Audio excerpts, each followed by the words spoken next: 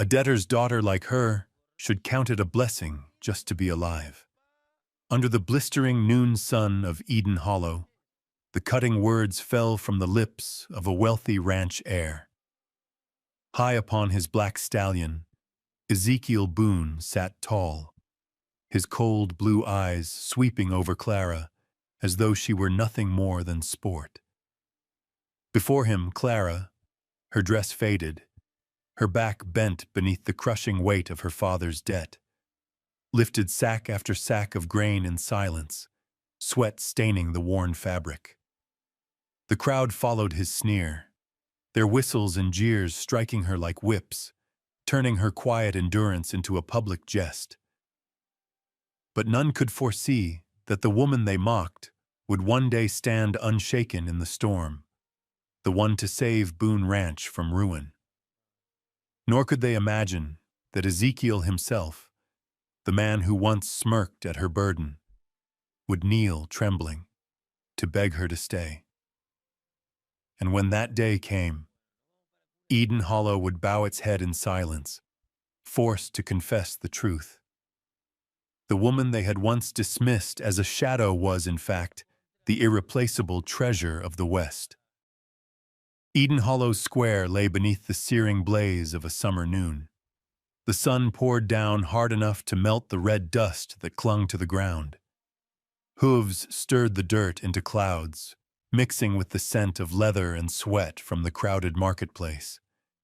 Amid that scene, a small, quiet figure stood out, not for finery, but for her relentless, unyielding labor. Clara Mayfield, 30 years old, her dark skin filmed with dust, her faded dress patched and mended too many times, bent low beneath the burden of heavy grain sacks.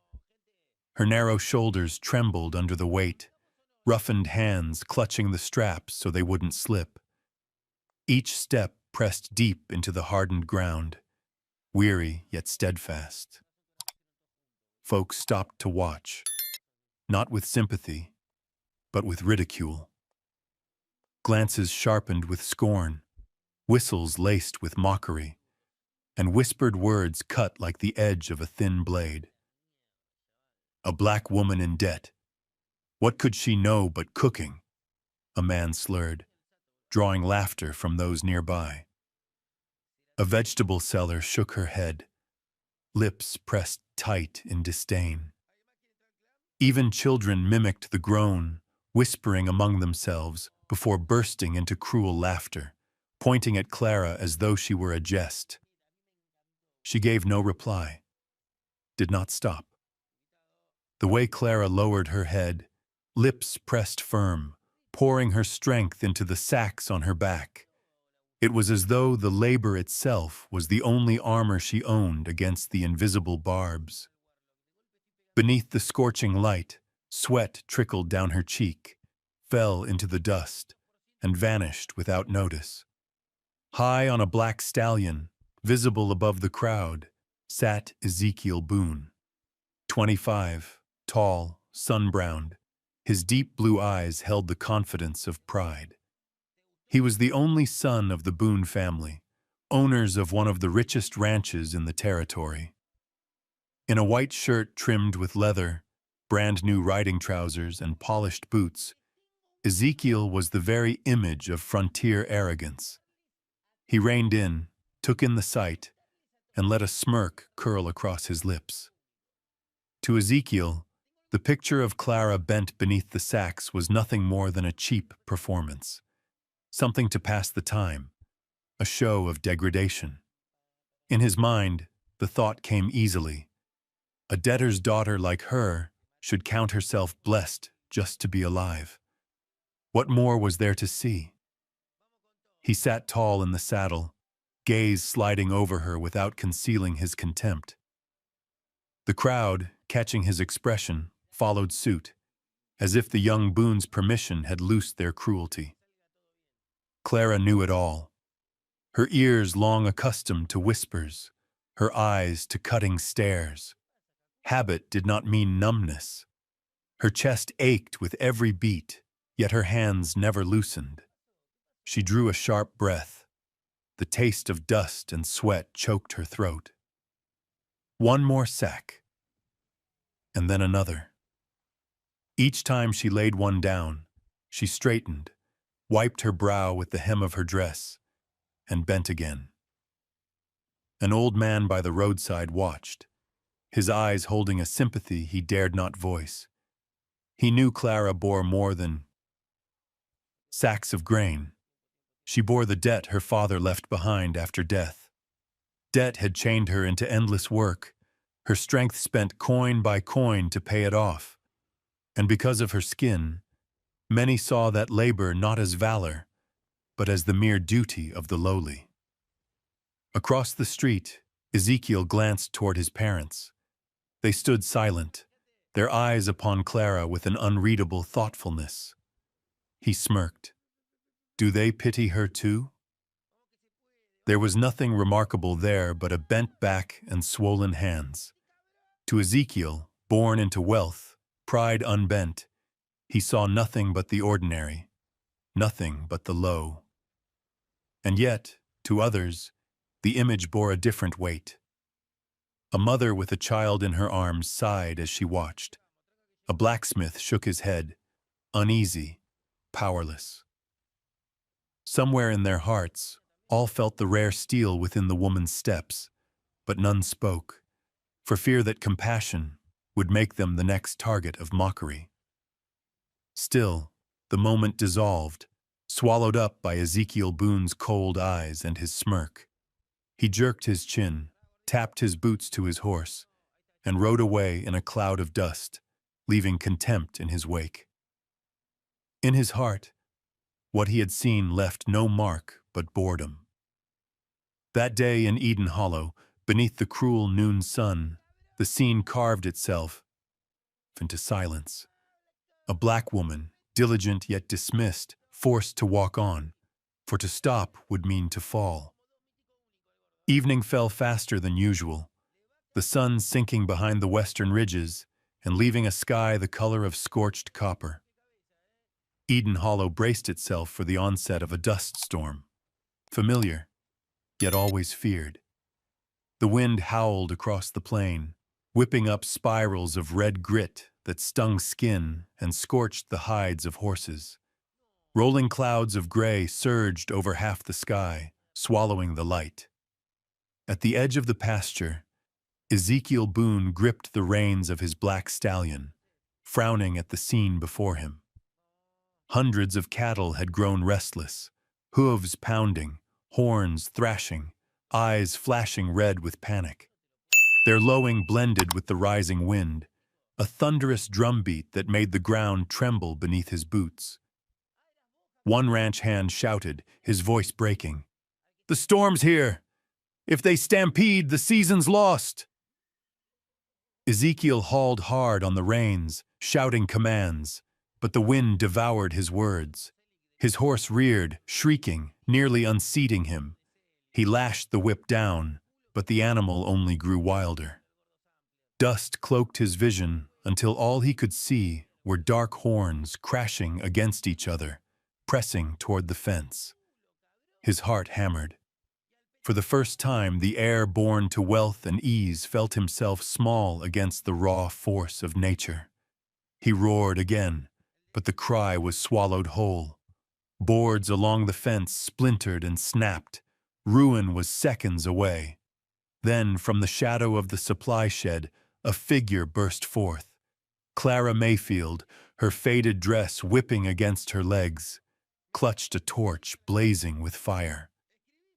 Sweat streaked her face, curls of black hair flying loose, eyes fierce and unyielding. "Back off, Ezekiel!" Her voice cut above the storm. Without waiting for his response, she plunged straight into the sea of cattle, brandishing the torch high. Fire, ancient, primal terror, sliced through the chaos. Clara ran the line of the fence, the torch sketching circles of light in the crimson haze. The cattle balked, eyes rolling, bodies jerking away from the flame and turning back toward the safety of the pen. Each time they pressed forward, Clara swung the torch wide, shouting them down, driving them back. Ezekiel sat frozen. He, who had ridden proud through the town square, now watched powerless as that small, stubborn woman stood against the fury of hundreds of beasts. One calloused hand, one torch, one unbreakable will, and the disaster broke against her like water on stone. The ranch hands stared, stunned. Never had they seen a woman, least of all a black woman, charge into a maddened herd. Their fear gave way to awe, then to cheers.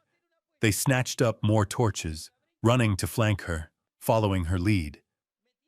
Slowly, the cattle were turned, driven into the corral, their frenzy ebbing into heavy snorts and stamping hooves. The wind still screamed, dust still swirled, but the greatest danger had passed. Clara stood at the gate, her torch guttering low, the sleeve of her dress torn, her hem caked in dirt and sweat. Her chest rose and fell hard, but in her eyes burned the fire of victory. Ezekiel dismounted, his boots crunching into the dust. He stared at her, the thought burning undeniable in his mind. She saved them. She saved the Boone herd. She saved Boone Ranch itself. An old hand muttered, "Without her, we'd be counting carcasses right now." Others nodded, their eyes filled with a respect they did not know how to voice, unsettled by the strangeness of praising a black woman. Clara said nothing. She handed the dying torch to a hand, wiped her brow with her sleeve, and kept her gaze on the cattle now settling behind the fence. A gust lifted her hair, glinting the sweat that streaked her sun-worn face. In that instant, Ezekiel found no mocking words. Instead, something unfamiliar gnawed at him, an unease, an awe, almost a shame. He, who had sworn he needed no woman of color to play the hero, was forced to face the truth. It was Clara who had saved it all. He opened his mouth, but the words died. Pride sealed his throat. His hand tightened on his whip, his body stiff with conflict as he stared at her like a man seeing her for the first time. At last, Ezekiel turned back, boots dragging in the dust. He stopped once, glanced over his shoulder, torn by a thought he could not speak. The word "thank you" pressed hot on his tongue, but pride held it caged. He let out a low grunt instead, mounted up, and spurred his stallion into the storm. Clara lifted her head, watching him vanish into the dark. Her gaze held no plea. She had not faced the herd for thanks or praise, but for survival, for the debt still hanging over her and the wages she had yet to earn. The night after the dust storm, Boone Ranch lay in silence. The herd, spent from the chaos, lay still in their pens, and the scent of earth and grit lingered heavy in the air. Inside the main house, Hoyt and Miriam Boone sat at the wooden table. They spoke little, exchanging only glances, until at last Miriam sighed softly. "If our son does not learn discipline from that girl, he will lose everything." That settled the matter. By morning, Ezekiel received his father's order. He was to work alongside Clara Mayfield in the barns. Ezekiel stepped into the yard with a storm on his face. Dawn light silvered the fields, and the ranch hands were already at their tasks, though every eye turned to watch him. He, who had been raised to command respect, was now ordered to stand level with a woman he still despised. The insult burned with every step. Clara had been there since the gray edge of morning.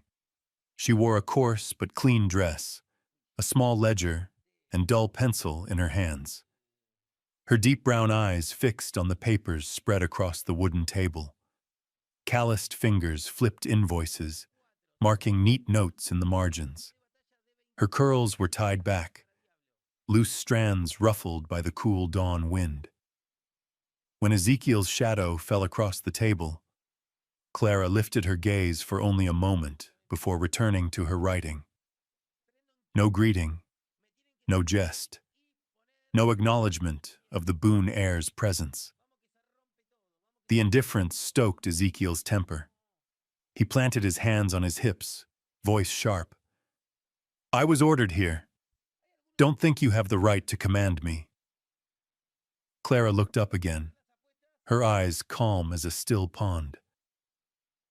I've no need to command. I work. If you'd rather stand there fuming, that's your choice.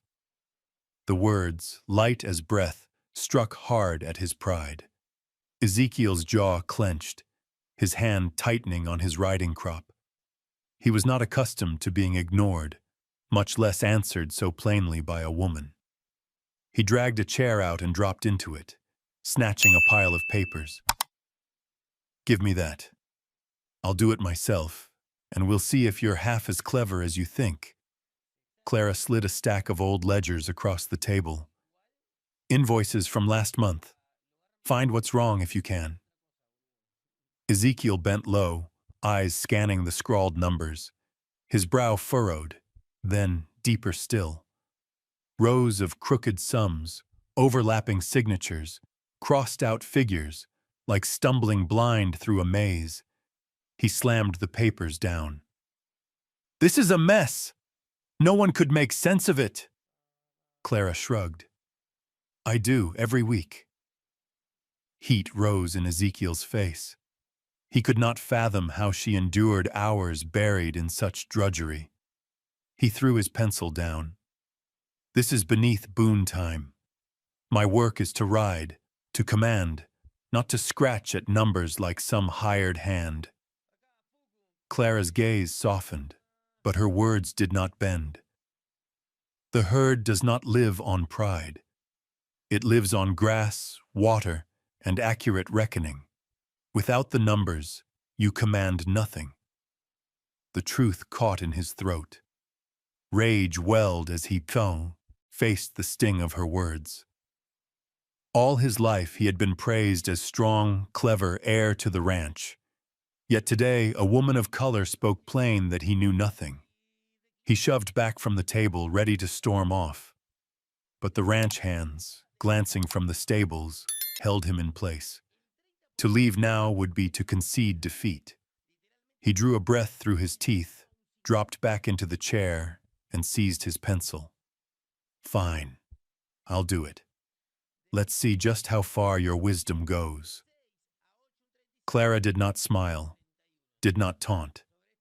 She turned another page, slid it toward him, her voice even. Then start by adding this column. Miss one, and the herd goes hungry. Prove yourself by getting it right.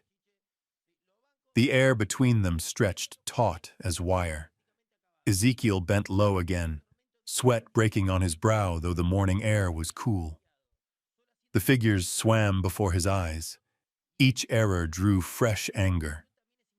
Beside him, Clara worked in silence, her pencil scratching steady, her posture calm. Once he lifted his eyes and caught her profile in the light. A face not radiant, not adorned, but patient, composed. The quiet strength unsettled him. Why did she not sneer? Why did she not mock him while he floundered? As if reading his thought, Clara spoke, her tone measured. I don't work to prove I'm better than anyone. I work to pay what's owed, to keep this ranch alive. If you thought the same, perhaps things would go smoother. Ezekiel said nothing. Her words landed like a weight on his chest. Never had he thought of Boone Ranch as survival, never as debt. To him, it was inheritance. To her, it was life itself. For a fleeting instant, he felt small. But pride surged to smother it, and he bent over the page again, determined to outlast her in silence. By the time the sun lifted higher, spilling gold across the table, Ezekiel finished a page at last. He leaned back, forcing a grin. There, not so hard. Clara pulled the sheet to her side, scanned it once and set it aside. 4 mistakes. Color flamed his face. His fist struck the table. You! She cut him off, her voice calm, cool. Mistakes are corrected. No one blames you for them. But if they remain, tomorrow there may be no herd left to ride. No mockery, only truth. Ezekiel sagged back in his chair, breath ragged. His pride stung deeper than the lash of a whip. He loathed the feeling, yet part of him knew she was right. Outside, the morning wind carried the smell of fresh grass across the fields. Inside, 2 figures sat across the same table, a proud man forced to face his limits, and a quiet woman who needed no acknowledgement to keep working. And so began the first day of the quiet arrangement. Morning rose over Eden Hollow through a veil of thin mist. Roosters crowed in the distance, their calls mingling with the clatter of chains from restless horses in their stalls. Boone Ranch seemed to wake heavy from the dust storm's weight, damp earth still clinging to the air, the smell of fresh grass tangled with the sharp tang of leather. In the small office by the stables, a rough wooden table lay buried under ledgers, invoices, and yellowed slips of paper. Ezekiel Boone entered with a scowl. He belonged to the saddle and open fields, not to cramped rooms choked with ink and numbers. Each strike of his boots against the floor resounded like a protest. His hand braced against his hip, eyes narrowed in resentment. Clara Mayfield was already there. She adjusted the stub of a pencil against her notebook, her curls bound back, her face composed in quiet concentration. When his shadow fell across her work, she looked up only once before returning to her task. Ezekiel gave a derisive snort, his voice sharp with pride. This is humiliation. I am Boone blood, and you are nothing but a debtor. To place me beside you is laughable. Clara set her pencil down and met his glare. Her deep brown eyes held no fire, no fear, only steadiness. You have land. I have labor. Life has taught me no one stands above the work itself. The words landed clean and hard. No bitterness, no plea, only truth. Ezekiel faltered, caught off guard. She had not lowered her head, nor raised her voice. She had simply leveled him with fact.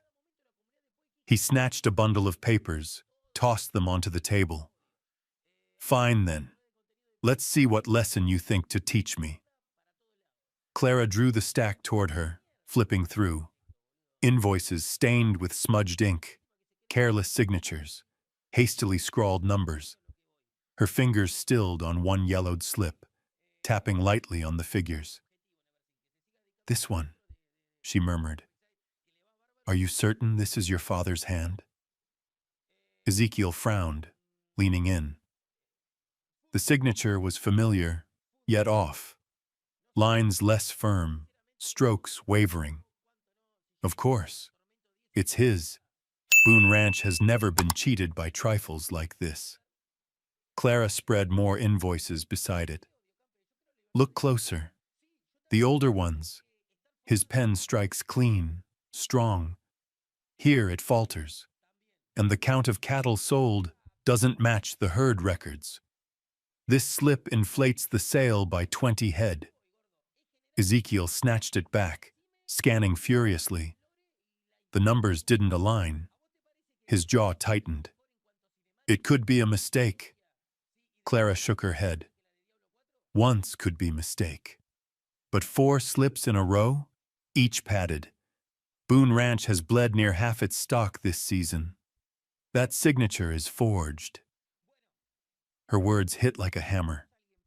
Ezekiel's mind reeled back to the man he trusted. the trader who'd shared whiskey, spoken of profit and honor. The notion that he'd been cheated, deceived under his very nose, seared his pride red hot. "No," he whispered, voice raw. Clara pressed on, her pencil stabbing the figures. "This isn't error. It's theft, calculated and patient. Leave it unchecked and Boone Ranch will be nothing but a name, and you will be the fool who let it happen." Silence thickened the room. Outside, the wind stirred the fence line. A cow's low bellow rolled like an omen. Ezekiel's fists curled so tight his nails bit flesh. Rage warred with shame. Rage at betrayal, shame at blindness. He, the heir who prided himself on knowing all, had been made a fool on his own land. He raised his eyes. Clara's gaze met his, steady, neither triumphant nor expectant. Only the stern weight of someone who valued truth above pride. Ezekiel's chest burned. He longed to lash back, to call her a liar, to accuse her of spinning fear. But the numbers glared plain. The forgeries were undeniable. His throat tightened. If you're right, then I've nearly lost everything." Clara folded the papers neatly, set them aside. "Not nearly. You are losing it, day by day. Don't trust my word. Trust the numbers." The words carved into him deeper than rebuke.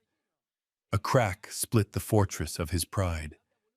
He sat silent, unable to deny.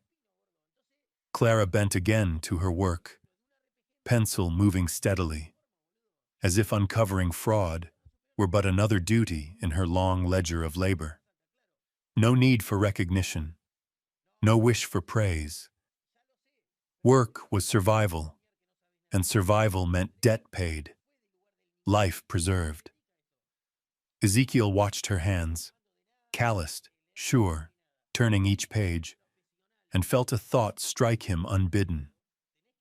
Perhaps this woman, dismissed by the town as nothing, was the first shield that stood between Boone Ranch and ruin. Outside, the morning light spilled golden across the table, washing away the storm's dust. Inside, the air was heavy with silence. And in that silence, Ezekiel knew everything he had once scorned had just saved what he thought was forever his. Day after day, the air around Boone Ranch grew heavy, like a sky bracing for storm. Ezekiel Boone and Clara Mayfield still worked side by side, but whenever their eyes met, the air seemed to freeze. Clara kept to the ledgers, calculating hay bales, sacks of grain, every dollar spent. Ezekiel followed grudgingly, tallying cattle, checking corrals, though the displeasure on his face was plain for all to see. The ranch hands watched, wary and curious. They had known Ezekiel only as the proud Boone heir astride his stallion, boasting of wild rides and victories. Now they saw him bent over a ledger beside a black woman. Whispers turned to rumors, rumors to smirks. One noon, under the stable's awning, the crew gathered to rest after cutting hay. Sunlight fell in harsh patches across the ground. Clara sat hunched over her notes, her faded dress darkened with sweat, her pencil scratching across the page. Ezekiel stood nearby, whip in hand, scowling. A young hand chuckled. "At this rate, the boss'll be gray-haired before Miss Mayfield's done with her sums." The joke spread, laughter swelling like a taunt. Ezekiel heard every word. His pride pricked raw, he spun on them, his voice cutting sharp. "She'll die with her debts and that faded dress. Nothing else for the world to remember."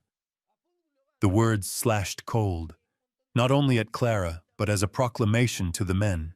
He still stood above her. Silence hung for half a breath. Then snickers broke out, harder, crueler, their sound striking Clara like blows. She lifted her head. For an instant, her dark eyes trembled, her hand stilled upon the page. The weight of their stares pressed like nails.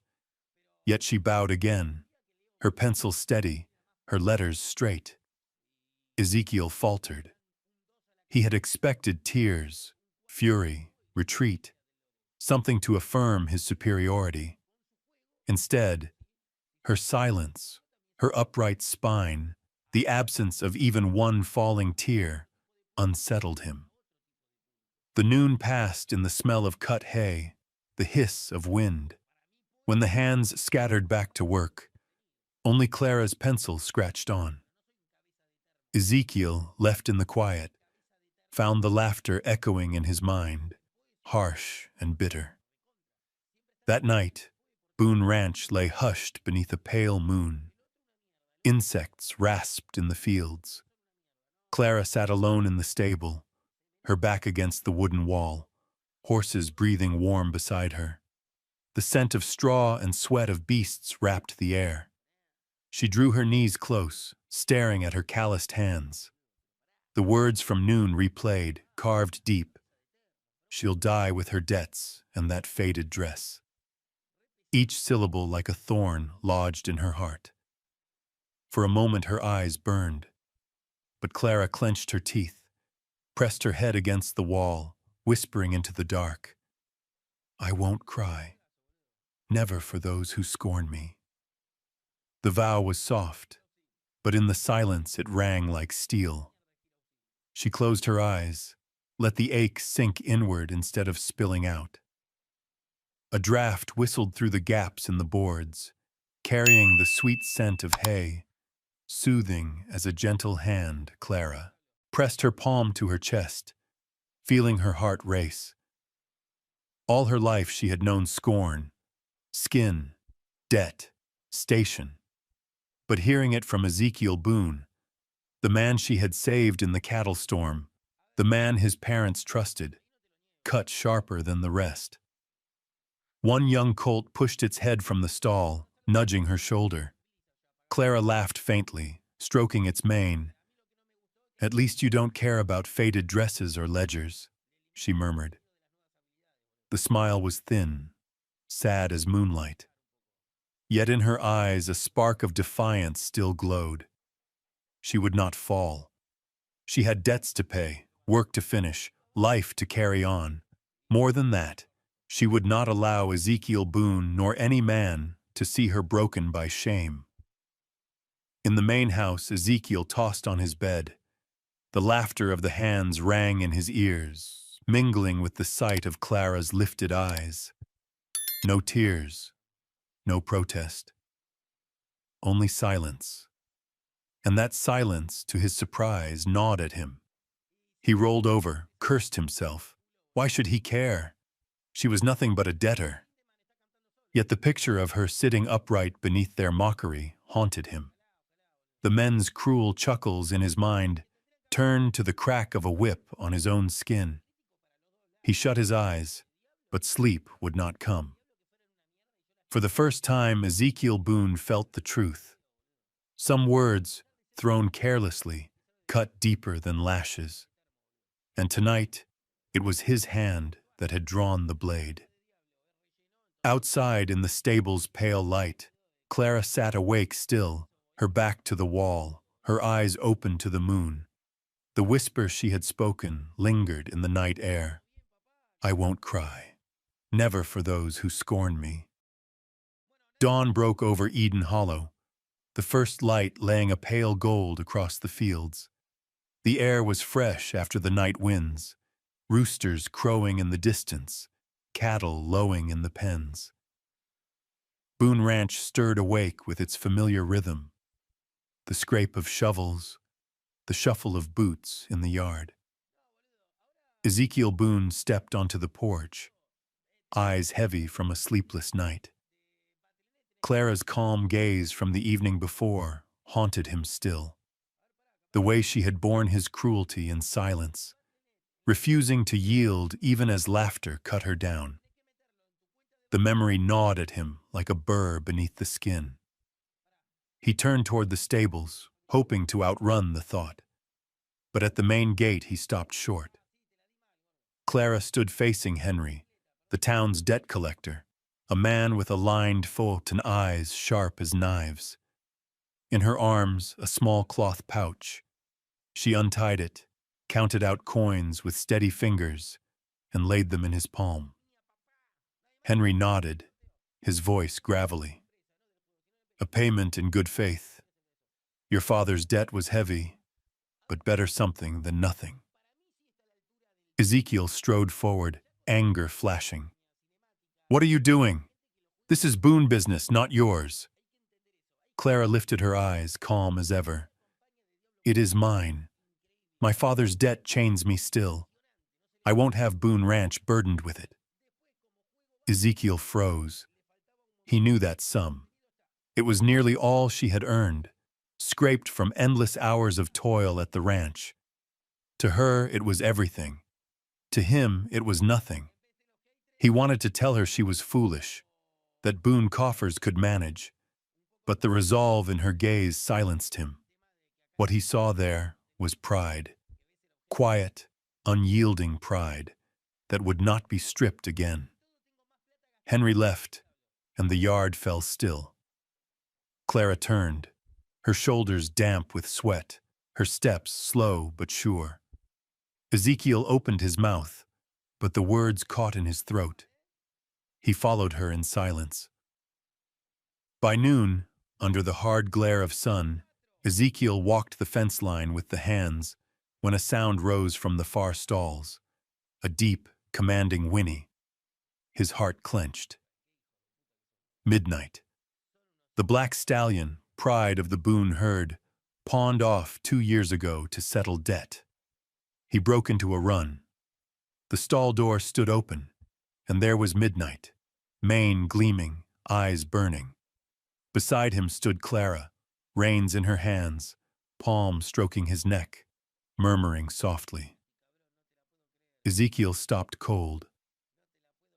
How did you bring him back? Clara's voice was steady. I redeemed him this morning. I knew Midnight was Hoyt Boone's pride. A horse like him should not stand in another man's yard.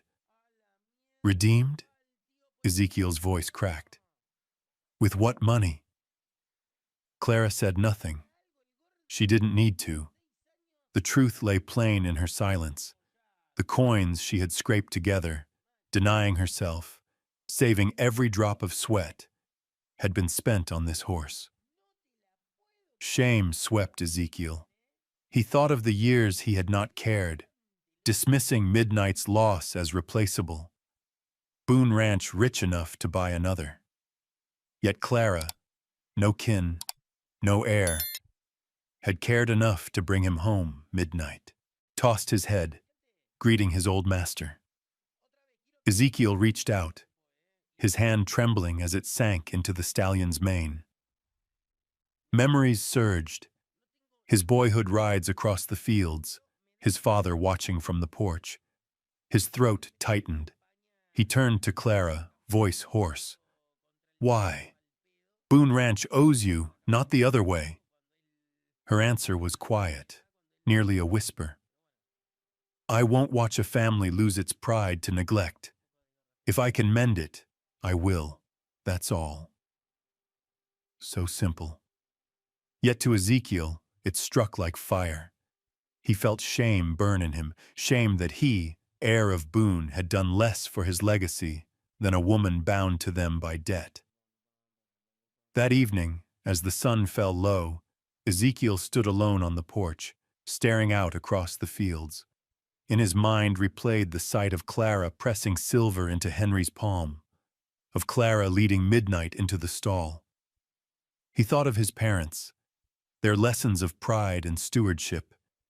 He had lived blind in arrogance while she, the scorned woman, fulfilled the duty he had forsaken. Night fell, and sleep eluded him. Midnight's hooves echoed softly in the stalls. a reminder that a piece of Boone Ranch's soul had been restored, and not by him. The next morning, when Clara crossed the yard, Ezekiel stepped into her path. He met her steady brown eyes, his voice tight. "What I never did, you have done for my family. Why?" Clara only lifted a shoulder. "Because it needed doing." So simple yet so heavy, Ezekiel had no answer, and in his chest a seed stirred, small, stubborn, of respect, of regret, and of something unnamed. The afternoon sky over Eden Hollow hung heavy with gray, as though the heavens were layered in ash. Ezekiel Boone gripped the reins, spurring his horse hard along the trail that wound toward the northern canyon. He rode alone, ignoring the shouts of ranch hands behind him. Days of festering anger drove him out, seeking wild air that might strip the noise from his head. His stallion's breath came hard, iron shoes striking sparks off stone as they clattered through the narrow gorge. The ground was slick from last night's rain, mud clinging thick. Still, Ezekiel pressed on, jaw clenched, as if outracing his own shadow. Then a boulder broke loose from the cliffside, crashing into the path. The horse reared, shrieking, throwing Ezekiel clear. He slammed against the rocky slope, his body tumbling into thorn and stone. A sharp crack tore through his left arm, pain seared white, stealing the breath from him. He tried to rise, but the earth gave way, sliding him farther down until he lay twisted, unmoving among the brush. His horse's hooves faded into distance. Only the wind keened through the canyon, cold and merciless. Ezekiel gasped, sweat chilling his skin. His broken arm throbbed with every beat of his heart, each pulse like a hammer on bone. He opened his mouth to call out, but the storm swallowed his voice. For the first time, Ezekiel Boone, the proud heir who claimed mastery over all, felt the weight of utter helplessness. Footsteps rang above, quick and sure. Clara Mayfield appeared at the rim, her slight figure outlined against the bruised sky. A coil of rope hung over her shoulder. A torch sputtered in her hand. Firelight flickered over her sun-browned face, kindling a fierce glow in her deep brown eyes. "Ezekiel!" Her voice echoed through the canyon. He looked up, forcing a bitter smile through the pain. "Come to watch me fall, have you?" Clara gave no answer. She wound the rope about her waist, fastened the other end to a tree, and began her descent. Loose stone crumbled under her boots. Dust showered down, but her grip held steady. Her faded dress snagged on thorn and tore, yet her gaze never wavered. At his side she knelt. "Save your breath. I'll get you out." Ezekiel hissed between his teeth, his pride trembling even in weakness. "You think yourself strong enough?" Clara did not look at him. She looped the rope across his chest, knotting it firm, her calloused hands shaking only slightly, but never failing. She signaled to the men who had gathered above, "Pull slow. I'll guide him." Ezekiel's body rose inch by inch, scraping rock, his broken arm screaming with each tug. Sweat poured down his face. Yet in the blur of agony, he saw Clara braced beside him, one hand gripping the knot, the other shielding his back from the jagged stone. Her breath came fast, her curls damp with sweat, plastered against her cheek. Their eyes met. And for the first time, Ezekiel saw more than composure. He saw fire, blazing, defiant, enough to set the night alight. At last they reached the rim. Ezekiel collapsed, writhing with pain, his vision clouded. Clara knelt, quick and sure, tearing open her pouch. She chewed bitter herbs, pressed them to the swollen break. He groaned, voice laced with scorn. "Planning to kill me with weeds?" Clara answered evenly, not looking up. "Stay still, if you want to keep the arm." Her hands bound the poultice tight, her breath hot against his face. The acrid smell of herbs filled the air, and in that moment, Ezekiel felt the world narrow to her eyes. Bright, unflinching, burning as if with an inner flame. His voice cracked, low and raw. "In your eyes, there's fire." Clara stilled for a heartbeat, then worked on, silent. But beneath the torchlight, her cheeks flushed warm, though her hands remained steady. Night fell in full. The ranch hushed save the rasp of insects. In a small room, Clara kept vigil beside outside Ezekiel's bed, tending the coals of a small brazier. He lay on his side, arm wrapped in white cloth, eyes heavy with pain. She bent close, pressing the heated poultice to his wound. The scent of wild herbs and sweat clung to her. Ezekiel's chest lurched with an unfamiliar rhythm.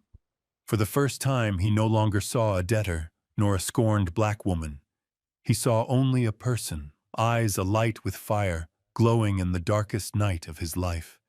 Ezekiel shut his eyes, but the image burned on, and he knew from that moment forward nothing would remain as it had been.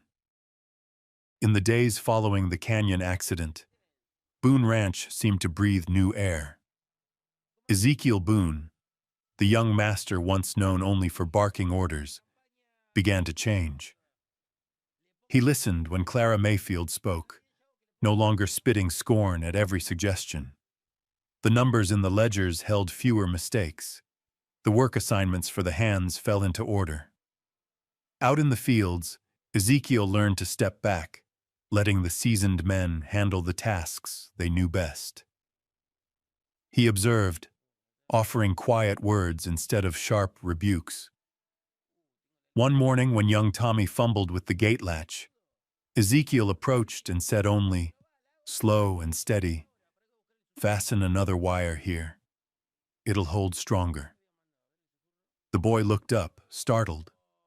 He was used to scowls and harsh words, not patient instruction.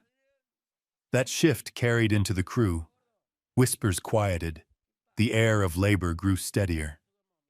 The ranch began to prosper. Cattle grew sleek, fodder piled high. Deliveries met their mark. From afar, Hoyt Boone watched his son with a gaze heavy with disbelief at the change. Miriam Boone, in her heart, knew the reason lay not in time nor duty, but in one person, a black woman the town had long despised. But beyond the ranch, rumors crawled through Eden Hollow. In the market stalls, voices hissed, "Boone's boy is bewitched by that black woman. They say they live under the same roof, as though she were his mistress. Shame on the Boone name, to let a debtor woman run the ranch." The gossip spread like prairie fire in summer grass. Each time Ezekiel rode into town, he felt the eyes, heard the stifled laughter. Pride, the marrow of his blood, turned heavy as stone. One evening, at supper in the Boone house, the family and several hands gathered around the long table. Clara carried in a steaming pot, her dress faint with the smoke of the kitchen. The others waited for her to sit, a habit grown since she had taken charge of the household rhythm. A gray-haired hand muttered without thought, "Don't know where Boone Ranch would be without Miss Mayfield's hand." The words meant no harm, yet in Ezekiel's ears they struck sharp. He heard the echo of town jeers. "Boone's boy bewitched." Shame and anger rose, his wineglass clattering against the wood. Suddenly his voice cut, cold as steel. "Do not exaggerate. Clara is but a hired hand. Do not forget her place."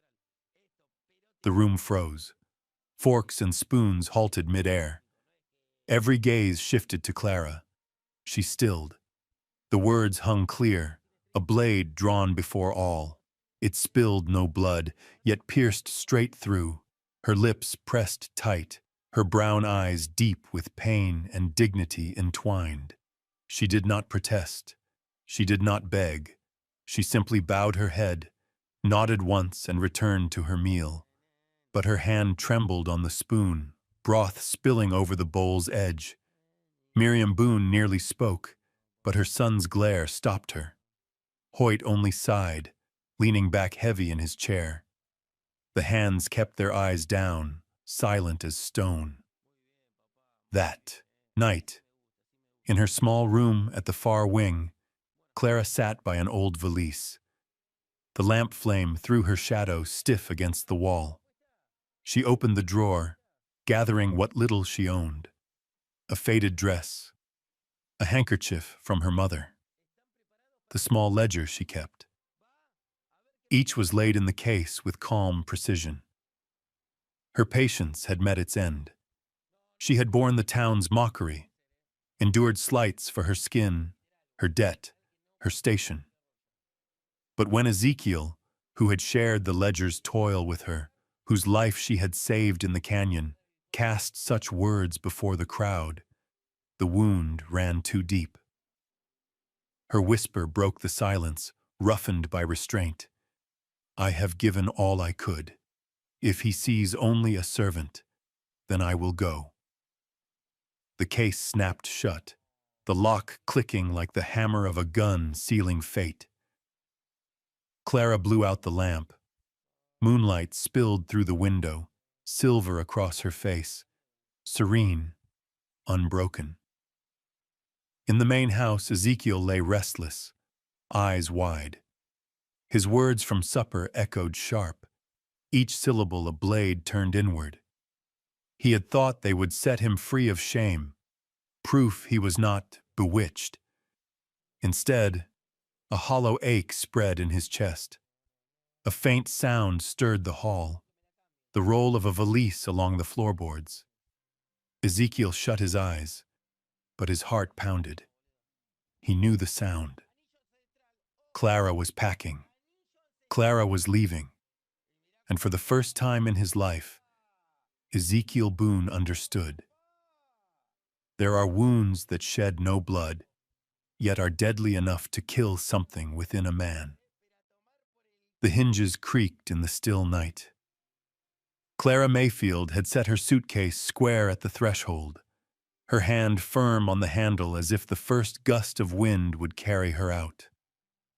Outside, the gale swept red dust across the yard, whipping the faded curtain like a banner. Clara! Ezekiel's voice broke the silence, urgent, almost shattering. He stumbled down the hall, bandaged arm bound tight, breath ragged. His boots struck the boards like hammer blows. She did not turn. Her hand tightened on the handle, her voice calm. Where I go matters little. What matters is that I cannot remain here. Ezekiel halted, eyes blazing beneath the wavering lamp. He stretched out his good arm, desperate to hold her there. Please, don't go. I am sorry. The words I flung before them. They wounded you. I should never have spoken so. Clara turned then, her deep brown eyes steady, her face composed. Words, once loosed, are arrows. They strike, and no apology can pull them back. His chest clenched. He lurched closer, but her gaze, unyielding, froze him in place. You don't understand. His voice rasped, broken. Since the night you hauled me out of the canyon, I have carried a restlessness I could not name. Each time I spoke cruelly for pride's sake. It was as if barbs tore at my own heart. I pretended I did not care, yet every night your eyes haunted me, and regret devoured me. Clara blinked, her grip unmoved on the case. Ezekiel, regret fades. The wounds of words remain. You are Boone blood, with years before you. I am only a black woman, in debt, past the age of being loved. The words fell like hammers. Ezekiel stepped close enough to catch her breath and burst out, unable to contain it. Clara, I don't know when it began, but I love you. The room stilled. The lamp flame shuddered, casting his face in trembling gold, stripped of pride, bare with truth. I cannot live without you, he whispered, his voice breaking. I love the way you defy me, the way your eyes blaze at falsehood, the way your calloused hands still tend my wounds. I love the silence you bear before scorn, stronger than any outcry. Clara's heart hammered, though her face remained calm. You love me? Ezekiel, love is not a word gasped in weakness. Love must withstand the world's scorn. Ezekiel nodded fiercely, eyes lit with fire. That is why I beg forgiveness. I wounded you with hollow pride. I would fall to my knees and confess I was never too good for you. It was I who was never worthy of you. Awkward, desperate, he dropped to one knee, his bandaged arm pressed to his side, his voice trembling. Stay. Not for Boone Ranch. Not for my parents. For me. For I love you, Clara. She turned away, drawing a deep breath. His words tore through the fences she had built around her heart. Yet the scars of too many nights whispered caution. Softly, she said, Ezekiel, love cannot erase skin nor age. You have years ahead. I have walked more than half already. He surged up, his good hand seizing hers, trembling yet firm. No, you are my future. What measure has age over the strength of a heart? What veil can skin cast over the light in your eyes? They call you a debtor, but in my eyes, you are the only one who ever taught me what worth truly is. Clara trembled, silent. Her hand no longer gripped the suitcase. Tears brimmed, but she held her head high. Ezekiel, she whispered, testing his vow. His grip tightened, his voice low but resolute. I will bear every debt beside you. I will stand before the town and proclaim I love you, unshaken. Forgive me, Clara. Stay, for I cannot draw breath without you. The door shuddered in the wind, urging decision. Clara looked to the suitcase, then to the raw truth blazing in his eyes. Her heart warred between reason and the plea of his words. The house held its breath. Only the wind and the pounding of two hearts remained. And in that fragile silence, Ezekiel's choked confession hung like a blade, not to wound, but to cut open the gate of hope. At dawn, spring winds swept across Boone Ranch, carrying the damp scent of new grass and the calls of gathering birds. The fields stretched endless and green, brighter than any season before. Clara Mayfield stood quietly on the porch, her hands brushing the hem of her freshly washed dress. Her eyes followed the first shafts of sunlight slipping through the fence rails, a strange blend of strangeness and belonging rising in her chest. Behind her came the uneven tread of boots. Ezekiel Boone emerged, his arm no longer bandaged, only a faint scar left behind. He stepped to her side, his large hand closing over her smaller one. In his eyes there was no longer the arrogance of a young heir, but the calm of a man who had chosen his path. From the main house came Hoyt and Miriam Boone, the wind tugging softly at their silvered hair. Their gazes held no sternness now, only gratitude deep and quiet. Hoyt's voice rumbled low, carrying steady on the morning air. My son, at last you stand on your own feet, and I know it was Clara who taught you. Miriam nodded gently, her eyes meeting Clara's, shining yet warm. Without you, Clara, Boone Ranch might have fallen. Without you, so might we. We are truly grateful. Clara bowed her head slightly, saying nothing. She had never sought recognition. Yet their words fell upon her heart like spring rain on parched earth. Ezekiel's grip tightened around her hand. He turned to his parents, his voice clear, resolute. I am not only grateful, I love Clara. She did not just pull me from the canyon or from my blindness. She saved Boone Ranch itself, and I will hold her hand all my life. A silence spread. Hoyt looked into his son's eyes, then nodded firmly, placing his weathered hand on the young man's shoulder. If that is your choice, I will not stand against it. A man is only truly grown when he learns to protect what he loves. The following spring, Eden Hollow's fields blazed gold beneath the sun. On the wide meadow, the entire town had gathered. Whispers darted through the crowd, eyes sharp with curiosity and judgment. Yet none left. They had come to witness what none had believed possible. Ezekiel Boone stood among the grass, clad in a white shirt and a plain brown coat.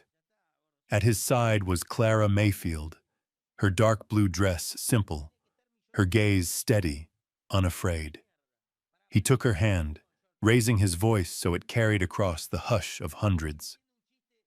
This woman, once called debt-ridden, worthless, a shadow on Boone Ranch, she is the treasure of this land.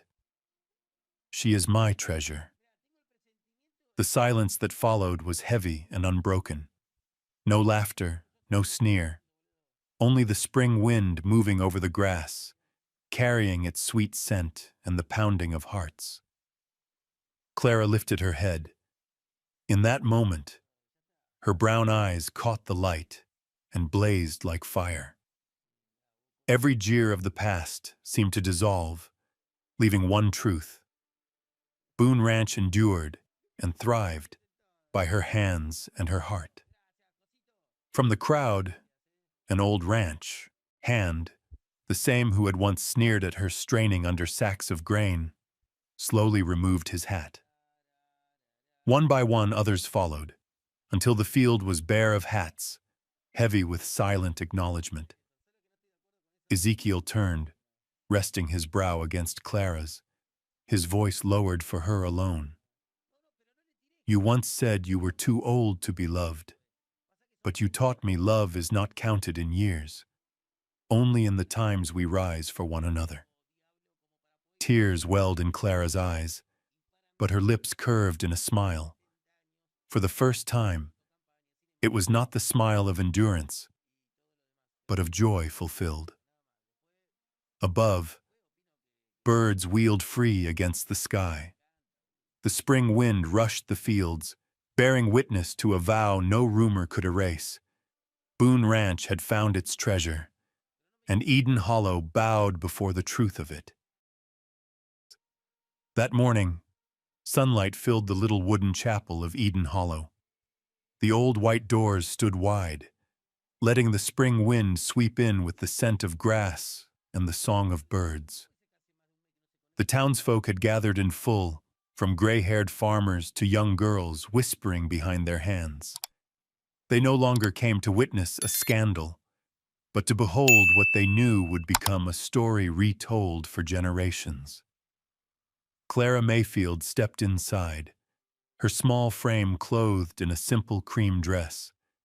There was no lace, no glittering jewels, only a thin shawl draped over her shoulders. Yet her face shone with a light that hushed the crowd. The woman once called worthless, once dismissed as a shadow, now walked as the heart of the ceremony. Ezekiel Boone waited at the end of the aisle, in a white shirt and light brown coat, his eyes bright as April skies. When Clara drew near, he reached for her hand, trembling yet steady. Silence fell across the chapel. The pastor's voice rose, deep and steady, repeating the vows carried from frontier days, in sickness and in health, for richer or poorer, till death do you part. Ezekiel spoke his I do, firm and clear. Clara answered, her voice husky yet unwavering.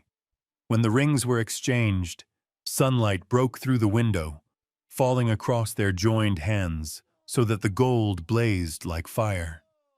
Breath caught in the crowd, and then thunderous applause shook the rafters as the pastor declared them husband and wife. The wedding feast was no grand affair.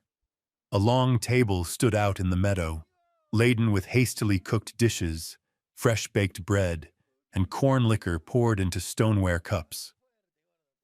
Laughter rang across the fields. The fiddle's lively tune spun through the air, children racing barefoot over green grass.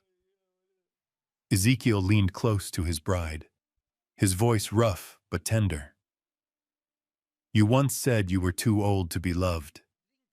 But Clara, love does not count the years. It counts only the times one stands for the other. And you've done that for me since the very first day. Clara tilted her head, tears glistening, her lips curved in a smile. His words washed away every hidden scar she had carried.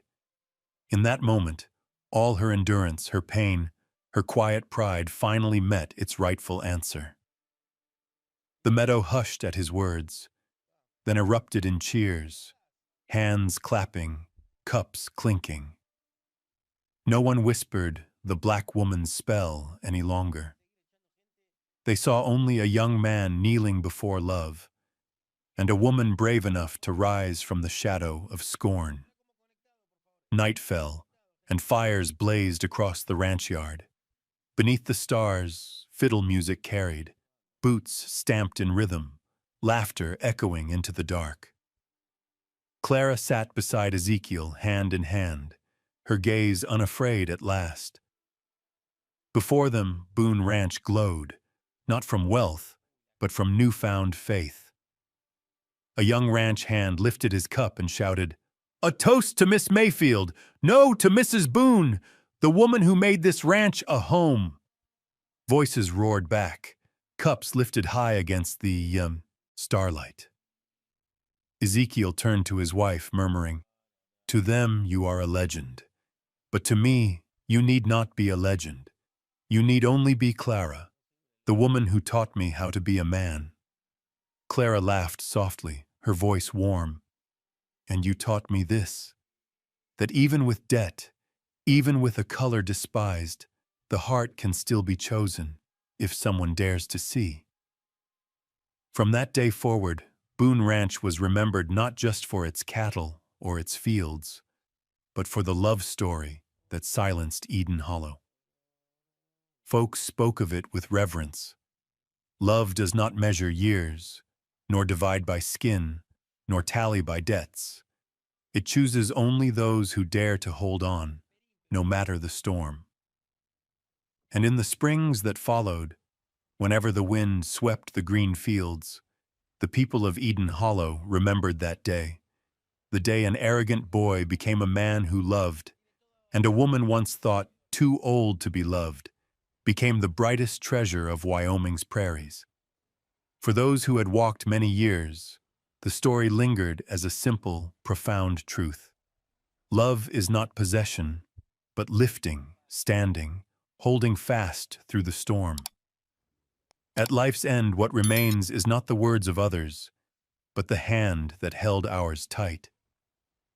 If this story has touched your heart today, we invite you to share your thoughts in the comments.